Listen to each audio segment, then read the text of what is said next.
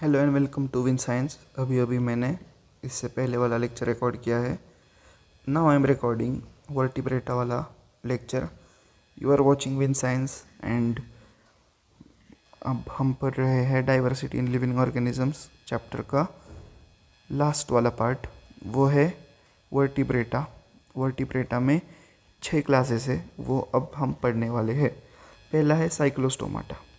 Cyclo मतलब circle, circular. अब circular mouth होता है इनका। साइक्लोस्टोमाटा आर जॉलेस वर्टिब्रेट्स, मतलब इनमें नीचे वाला जॉ नहीं होता। ईल लाइक एलोंगेशन इनमें देखने को मिलता है। सर्कुलर माउथ, स्लाइमी स्किन मतलब स्मूथ स्किन, स्लाइम जैसी, मतलब ये बहुत ज़्यादा स्मूथ होते हैं। एलोंगेटेड मतलब खींचे हुए होते हैं, जिस तरह से ईल होता है, इलेक्ट्रिक ईल आपने देखा होगा। एग्जाम्पल है इसका पेट्रोमाइजन। इनके बॉडी पे कोई भी स्केल नहीं होता, मतलब ये स्मूथ होते हैं। ये एक दीज आर एक्टो पैरासाइट्स, मतलब ये एक्टो मतलब बॉडी के बाहर वाले पैरासाइट से, या फिर ये बोरर से ऑफ अदर वर्टिब्रेट्स, मतलब ये बाकी के वर्टिब्रेट्स के ऊपर एक्टो पैरासाइट, मतलब ये पैरासिटिक है। एग्जाम्पल है लैम्प्रे मतलब पेट्रोमाइजन, मैगजीन मतलब हैगफिश। नेक्स्ट क्लास है पाइसेस। पाइसेस मतलब fishes.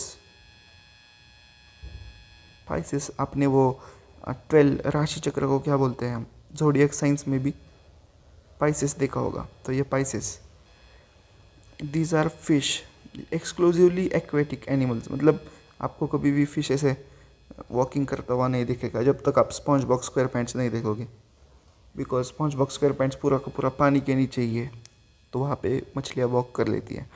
There skins are covered with scales या फिर प्लेट्स। आपने अगर कभी फ़िश खाया होगा तो उसके ऊपर स्केल्स होते हैं, आपने देखा होगा। Body is streamlined and they obtain और ऑक्सीजन यूजिंग गिल्स, मतलब ये डिजॉल्व ऑक्सीजन लेने के लिए गिल्स होते हैं। द बॉडी इज स्ट्रीमलाइंड मतलब कैसे, एरोडाइनामिकली स्टेबल। फिश अगर आप ऊपर से देखो तो ऐसे दिखता है, ताकि पानी का फ्लो ऐसे जाए, राइट। तो ऐसे होता है फिश मामा। तो next, muscular tail is used for movement, मतलब ये फिश कभी भी देखो आप, मतलब ऐसे ये जो टेल है वो हिलाता है, टेल हिला के आगे जाता है, तो ये बताया गया है। These are cold blooded. अब वार्म ब्लडेड और कोल्ड ब्लडेड में आपको डिफरेंस बाद में बताऊंगा। कोल्ड ब्लडेड बस ये समझ लो, ये खुद के बॉडी का टेम्परेचर खुद रेगुलेट नहीं कर सकते, लेकिन हम ह्यूमंस वार्म ब्लडेड है, इसलिए हम हमारे बॉडी का टेम्परेचर खुद से कवर मतलब मैनेज कर सकते हैं। Their hearts are having only 2 chambers. छोटा दिल है इनका, छोटे दिल वाले। इनका हार्ट कुछ इस तरीके से होता है, रुको मैं ठीक से ड्रॉ करके दिखाता हूँ। कुछ ऐसा होता है इनका हार्ट, एक चैम्बर दूसरा चैम्बर, तो ये 2 चैम्बर्ड हार्ट है। We can think of many kind of fishes. Some are skeleton made entirely of cartilage. जैसे शार्क्स में पूरा का पूरा कार्टिलेज होता है, उनमें स्केलेटन नहीं होता।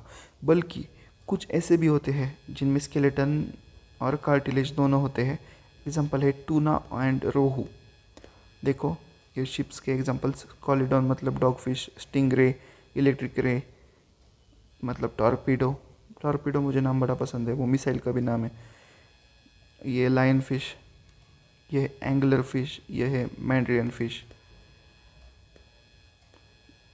ये कुछ पाइसेस के और एग्जांपल्स।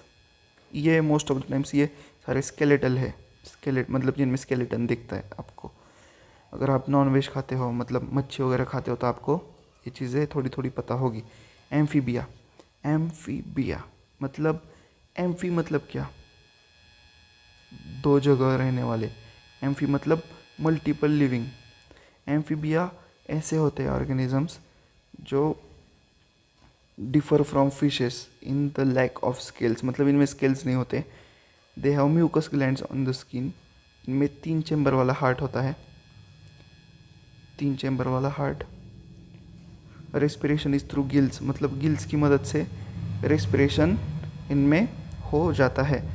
इनमें गिल्स होती है, लंग्स होते हैं, दोनों होती है। दे ले एग्स मतलब ये अंडे भी ले करते हैं। इनमें जो पानी में भी मिलते हैं और लैंड में भी मिलते हैं। एग्जाम्पल है फ्रॉग, टोड एंड सैलमेंडर। आप पूछोगे सर ठीक है, लेकिन ये एम्फीबियन क्यों कहा आपने? क्योंकि इनको ना water is needed for reproduction. समझ गए? Water is needed for reproduction. Reptilia, अब आप पूछोगे सर रेप्टिलिया मतलब हमें पता है reptiles. Yes, you guys are right, absolutely right. These are cold blooded, have scales मतलब इनमें स्केल्स होते हैं। अब देखो, जब फिश का इवोल्यूशन हुआ होगा आगे, तो कुछ ऐसे बने होंगे जिनमें स्केल्स कंटिन्यू हुए, तो कुछ ऐसे बने होंगे जिनमें स्केल्स कंटिन्यू नहीं हुए। तो जिनमें नहीं हुए वो हो गए एम्फीबियंस, जिनमें स्केल्स रह गए और फिर आगे ऑर्गन्स डेवलप हुए, मतलब जैसे हाथ पैर, तो वो हो गए reptiles. Reptiles breathe through lungs मतलब इनमें सिर्फ लंग्स ही है। While most of them have 3 chambered hearts. Crocodile अकेला ऐसा शेर है जिसे 4 चैम्बर्ड हार्ट होता है। They lay eggs with tough covering, do not need to lay their eggs in water मतलब इनके एग्स थोड़े ज़्यादा टफ होते हैं। आपने कभी छिपकली का अंडा देखा होगा या फिर टर्टल के एग्स देखे होंगे बीच पे ले करते, वो बहुत ज़्यादा डिस्कवरी पे प्रोग्राम आता था। टर्टल आता है, ले करता है एग्स और फिर पानी में चला जाता है। तो ऐसे है। Snakes, turtles, crocodiles fall in this category. Crocodile का एग नहीं होता। Yes, you are right, crocodile का एग नहीं होता। वरना आप कहोगे सर क्रोकोडाइल का एग कभी देखा नहीं मैंने। नहीं होता, नहीं है। Crocodile is slightly crocodile is slightly an example जो थोड़ा सा एक्सेप्शन में आता है। एव्स, एव्स मतलब बर्ड्स। एवियन आपने सुना होगा, एवियन मतलब बर्ड वाला animal, right. This are warm blooded animals मतलब ये खुद का टेम्परेचर खुद से कंट्रोल कर सकते हैं। इनमें 4 चैम्बर्ड हार्ट है, ये अंडे भी देते हैं। There is an outside covering of feather मतलब इनमें फेदर की कवरिंग भी हमें देखने को मिलती है। एंड 2 फोर लिम्स मतलब 2 फोर लिम्स होते हैं, मतलब इनमें 2 आगे वाले 2 पीछे वाले पैर ऐसे होते हैं, ऐसे बताया गया है। All birds fall in this category मतलब जो भी बर्ड्स होते हैं वो इस कैटेगरी में फॉल होते हैं। अब टॉपिक का लास्ट पार्ट वो है मैमेलिया, मैमल्स। मैमल्स मतलब हम है वार्म ब्लडेड, हम है 4 चैम्बर्ड हार्ट्स, हम में है ग्लैंड्स जो मिल्क बनाती है जिसे हम ब्रेस्ट्स कहते हैं, या फिर जिन्हें थोड़ा सा ज़्यादा साइंटिफिक टर्म्स में मैमरी ग्लैंड्स कहते हैं, इसलिए हम मैमल्स है। Most mammals familiar to us produce young ones मतलब ये अंडे नहीं देते, यंग वंस देते हैं। लेकिन प्लेटिपस और इकाइंडा ये दोनों ऐसे मैमल्स है जो अंडे देते हैं, और कंगारू ऐसा है जो बर्थ देता है बहुत ही ज़्यादा पुअरली डेवलप स्टेज में और फिर अपने बास्केट में रख लेता है बच्चे को। ये आपने कार्टून में तो देखे होंगे कंगारूज, टॉम एंड जेरी में वगैरह। नेक्स्ट,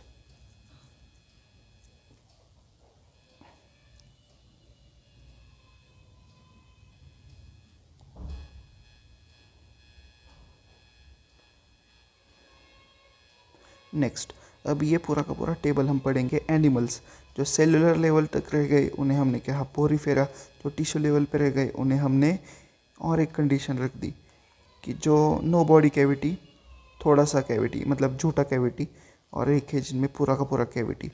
जिनमें कोई कैविटी नहीं उनमें रख दिया हमने सिलेंड्रेटा और प्लेटीहेल्मिंथ को मतलब फ्लैट वर्म्स को और नीडारियंस को यहाँ पे रख दिया। फिर जिनमें झूठी कैविटी है उनमें रख दिया हमने नेमाटोड्स को, और फिर जिनमें कैविटी है उनमें भी हमने ये देखा कि mesodermal cells form from the single cell during embryo, या फिर coelom is form from pouches pinched off from the endoderm. अब ये आपको जानने की ज़रूरत नहीं है, बस हमने इसको क्लासिफाई कर लिया बेस्ड ऑन मीजोडर्म। मीजोडर्म मतलब ये हो गया एक्टोडर्म, ये हो गया मतलब बाहर वाला स्किन, ये हो गया मीजोडर्म मतलब अंदर वाला स्किन, और ये हो गया सबसे अंदर वाला एंडोडर्म। तो मीजोडर्म के बेसिस पे हमने क्लासिफाई कर लिया एनालिडा मोलस्का आर्थ्रोपोडा को। फिर आगे हमने सोचा कि चलो जिनमें मीसोडर्म के बेसिस पे एंडोडर्म है तो उन्हें हम क्लासिफाई करेंगे नो नोटोकॉर्ड या फिर येस नोटोकॉर्ड। तो जिनमें नोटोकॉर्ड नहीं था उन्हें हमने कह दिया इकाइनोडर्माटा, जिनमें नोटोकॉर्ड दिख गया उन्हें हमने कह दिया कॉर्डाटा। फिर कॉर्डाटा को आगे क्लासिफाई करने के लिए हमने क्या किया, जिनमें सिर्फ लार्वा के स्टेज में नोटोकॉर्ड है और जिनमें नोटोकॉर्ड एडल्ट में रिप्लेस हो जाती है, ऐसे 2 स्टेजेस में क्लासिफाई कर दिया। तो जिनमें नोटोकॉर्ड सिर्फ लार्वल स्टेजेस में मिला तो उन्हें हमने कह दिया प्रोटोकॉर्डेटा, और जिनमें हमने नोटोकॉर्ड को वर्टिब्रल कॉलम में रिप्लेस होते देखा उन्हें कह दिया वर्टिब्रेटा। वर्टिब्रेटा में भी जिनमें जॉ नहीं थे, जॉ लेस थे, ईल लाइक थे, स्केल लेस थे, स्लाइमी स्किन थे, उन्हें कह दिया साइक्लोस्टोमा। एंडोस्केलेटन जिनमें था, जिनमें स्केल्स थे, जिनमें कार्टिलेज भी था और जिनमें गिल्स थे उन्हें हमने कह दिया Pisces. Gills in larva, lungs in most of the adults and slimy skin, मतलब जिनमें स्केल्स नहीं थे उन्हें कह दिया हमने एम्फीबिया। जिनमें स्केल्स थे, एग्स भी बाहर ले करते थे और तो उन्हें हमने कह दिया रेप्टाइल्स। जिनमें स्केल्स थे, endoskeleton of feature lay eggs outside the body, outside the water and flight possible, मतलब जो उड़ सकते थे उन्हें हमने एव्स में क्लासिफाई कर दिया। Endoskeleton of hair, external ears, मतलब जिनमें बाहर के कान थे, आप आपके कान को छू के देख लो, जिनमें कान थे और मोस्टली जो बच्चों को बर्थ देते थे डायरेक्ट उन्हें हमने कह दिया मैमेलिया। यहाँ तक ऑफिशियली क्लासिफिकेशन एंड होता है। अब नेक्स्ट पार्ट वो है नॉमेनक्लेचर का। तो हमने सोचा चलो नाम भी लिख लेते हैं। तो कैसा है ना, एक होता है कि जैसे हमने किसी चीज़ का नाम रख दिया, अब आगे प्रॉब्लम्स क्या आती है कि दुनिया के दूसरे लोग वही नाम नहीं ले सकते क्योंकि उनके लैंग्वेज में उसी चीज़ को अलग नाम है। जैसे हमारे यहाँ महाराष्ट्र में कौवे को कौवा नहीं, कौवे को कावड़ा कहते हैं। उसी तरह से कई और जगह पे कौवे को क्रो या फिर क्रोवस, ऐसे कई नाम होंगे। तो हमने क्या किया, हर नेम को एक साइंटिफिक नेम में बदलने के लिए हमने कुछ ऐसे कन्वेंशंस बना लिए जो वर्ल्ड में फॉलो किए जाएंगे, ताकि लोगों को जब हम कहें कि भाई मैं लायन का नाम ले रहा हूँ तो मैं सिर्फ लायन ही कह रहा हूँ, कोई और नहीं कह रहा। इसीलिए system of scientific naming and nomenclature introduce कर दिया कार्लस लिनियस साहब ने 18th सेंचुरी में। तो इनके अकॉर्डिंग साइंटिफिक नेम जो लिखे जाएंगे तो वो कुछ इस तरीके से लिखे जाएंगे। Certain conventions are followed while writing the scientific name. पहला, name begins with genus first and with the capital letter, मतलब ऐसे दो नाम होंगे, genus species, genus species. Human being का कैसे होगा, होमो नहीं, होमो, रुको एक मिनट, सेपियंस। टाइगर का कैसा होगा, लायन का लियो नहीं, पैंथेरा लियो, पैंथेरा लियो। तो ये हो गया जीनस और ये हो गया स्पीशीज़। इस तरीके से चीज़ें हैं। Next, the name of species begins with small letter. Name of species begins with small letter. देखो ये स्मॉल लेटर से बनेगा लेकिन ये कैपिटल लेटर से स्टार्ट होगा। Next, when printed the scientific name is given in italics, मतलब italics मतलब ऐसे टेढ़ा हैंड राइटिंग में। और जब आप हाथ से लिख रहे होंगे तो अंडरलाइन कर लेना जब आपको कोई साइंटिफिक नेम बताना हो। Officially chapter has ended. Thank you for watching Win Science. अगर आपको कोई भी प्रॉब्लम्स समझ में नहीं आया, comment section is open for you. ये चैप्टर यहाँ पे ऑफिशियली एंड हो जाता है। Please subscribe to my channel. Thank you for watching Win Science again. अब नेक्स्ट चैप्टर में 10th स्टैंडर्ड का नया टॉपिक लिया जाएगा। Thank you.